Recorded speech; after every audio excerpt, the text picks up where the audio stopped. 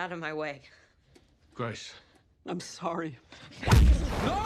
Of all the characters we've seen in The Boys, Ryan is the one we feel for the most. He was raised in an isolated environment that he believed was real because his mum said so. And when he finally entered the actual real world, he got so overwhelmed by the scale of it all that he ended up making some bad decisions. Over the course of 4 seasons, we've seen Ryan go from being a sweet, innocent boy to a kid that's murdered 2 people. One of them he used to call Aunt, and for much of season 4, Ryan's life trajectory followed his biological father's. So that begs the question, which side will he choose in season 5? And can he be redeemed after some of the things he's done? We'll answer all that and more in this video, so stay with us until the very end. Go. Becca, Butcher and John, the 3 pillars of Ryan's morality.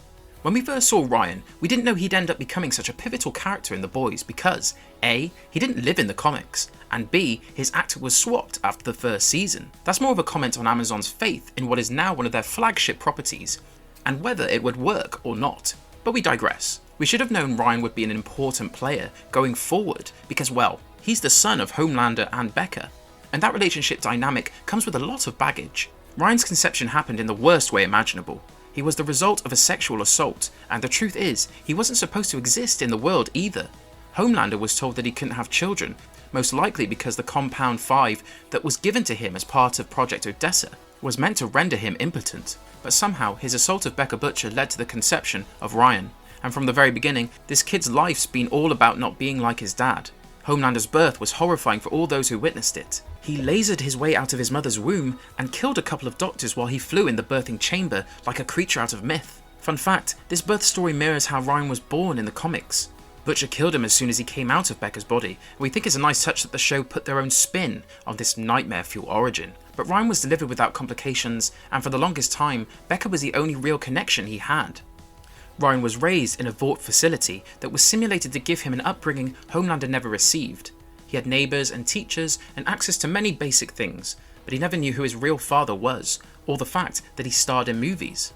Becca raised him as a single mum because Vought realised that the biggest mistake they made with Homelander was not raising him with a mother, and though she kept Ryan isolated, she did a pretty good job of instilling within him the values that any mother would be proud to impart upon a child. She kept him shielded for his own sake, and because Ryan never exhibited his powers, she never had to have that tough conversation with him.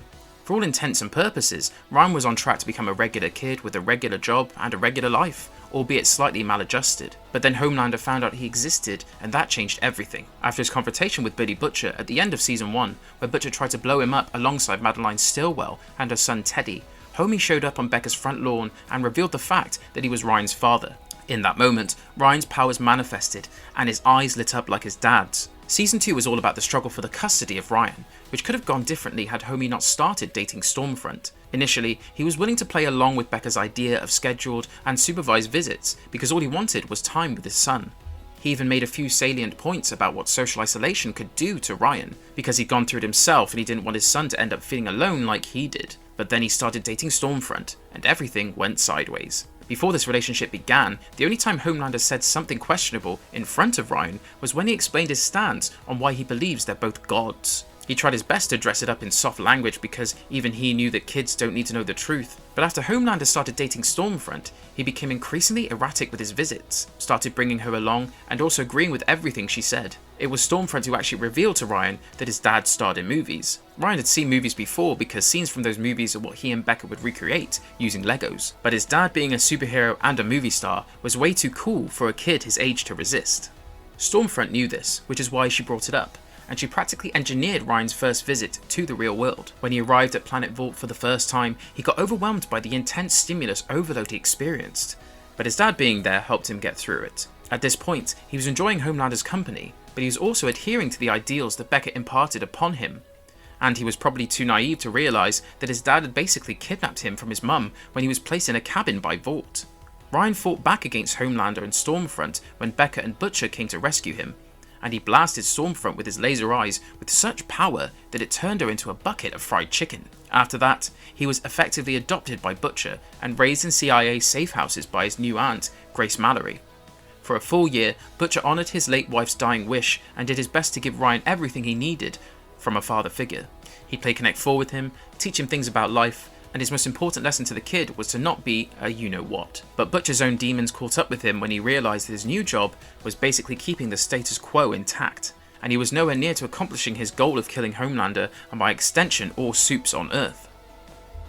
So when he started changing the play, he decided he needed to distance himself from Ryan, and he did it in the worst way possible. In their last encounter before they were reunited in Season 4, Butcher told Ryan he didn't want to see him because he killed Becca and Billy hated him for that. This wasn't entirely true, of course, because he was just trying to keep the kid safe by weaponizing the truth against him. But it also became the turning point in Ryan's story because after that moment he started seeing Homelander as his only remaining parental figure. Ryan ended up in Homie's hands, and throughout Season 4 we saw how bad of an influence he was on the kid. Though Homelander's intentions with parenting Ryan were mostly good adjacent, he had no idea how to raise a child and often made inappropriate remarks in front of him, like the time he told him and Zoe to not come back with a kid in tow. He also started teaching Ryan that humans didn't matter because they were cockroaches, and the biggest example of this was him enabling a crew member to essentially bully director Adam Bork. Now yes, Bork is a pig, and he deserved the slaps he was getting.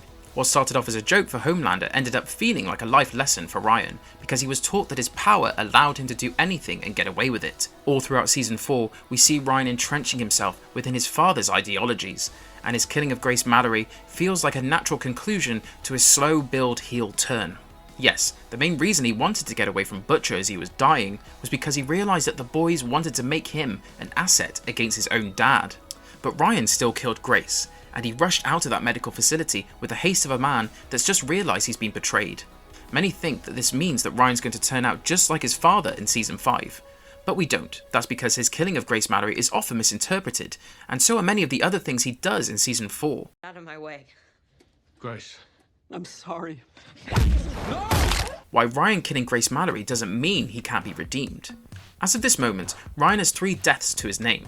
The first is Becca, the second is a guy from his first save, and the third is Grace, whom he considered to be a pseudo-family member. Some would say that he has solidified his heel turn with that last name, but you know what connects all 3 of these deaths? It's the fact that they're all accidental.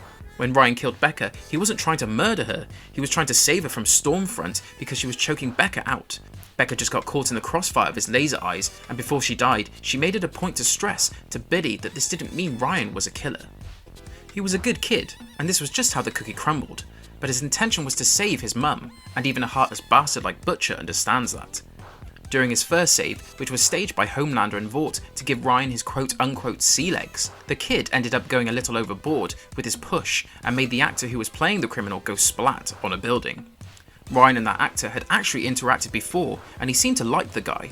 Plus, he felt guilty about the accidental killing regardless, which is why he went to see Butcher at his apartment. Ryan and Butcher's conversation about how it was genuinely a mistake and not something he did on purpose highlights the morality within the former, because if he was truly like his dad, he wouldn't feel a shred of remorse.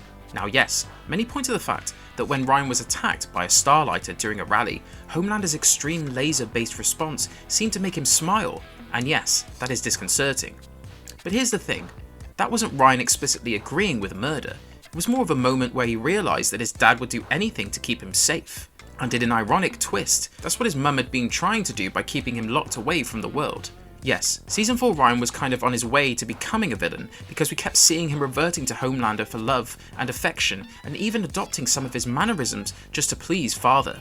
But the moment where he rejects singing the "if you see something say something" jingle and instead promotes his mum's philosophy tells us that he isn't gone entirely.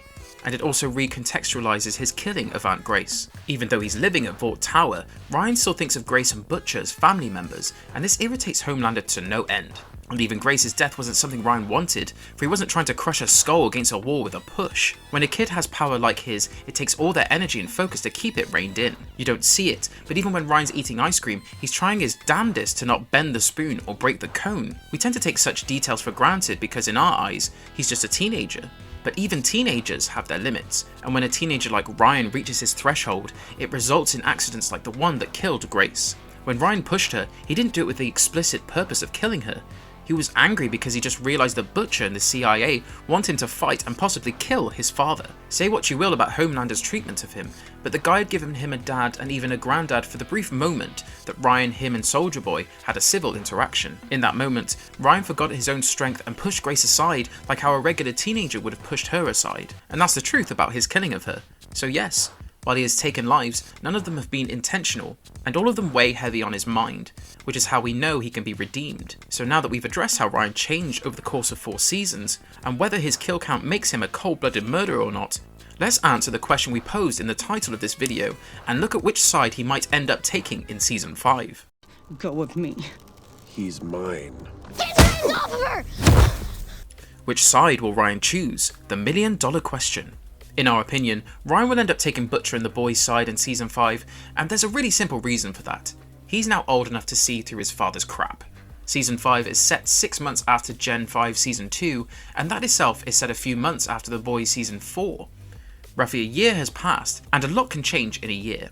Even as he was defending Homelander to Butcher's face, Ryan knew back in Season 4 that his dad wasn't exactly nice. The way Homie reacted to him visiting Butcher alone was an experience that will remain with him probably for the rest of his life. And after the institution of martial law and him realising that Homelander purged all the human employees of Vought International, Ryan will make a judgment call about his dad. It's one thing to try to get a kid to make a scripted save or perform a propaganda jingle. It's another thing to make all the people he's been interacting with since he came to Vought Tower disappear overnight and call it a mass firing. Even Ryan isn't naive enough to take that information at face value, and as Homelander cracks down on Starlighters all across America and potentially the world, he'll come to see him for the man he really is. In the trailers for Season 5, we see Ryan with blood on his face while he fights what appears to be Vaught's Special Ops agents, and there's another shot where he's standing on a row with his laser eyes activated. It looks like he's already on the run from his maniacal father, and that alone should tell you that at the very least, he's no longer on Homelander's side. It might take him a few episodes to go from a neutral lone wolf to fully embracing his destiny as the asset that Vought kept in the vault to deal with exactly what's happening in Season 5. Because right now, Ryan's killing in self-defense. He doesn't want to be dragged back to his abusive dad by agents with guns, so he's not going to hold back against them, but that doesn't mean he's agreed to become an asset. From the way things are playing out, and will play out, it does seem like Ryan and Butcher are due for a reunion, because Ryan still needs to answer for Grace's death, and Butcher needs to reckon with his recent hard-on for mass murder.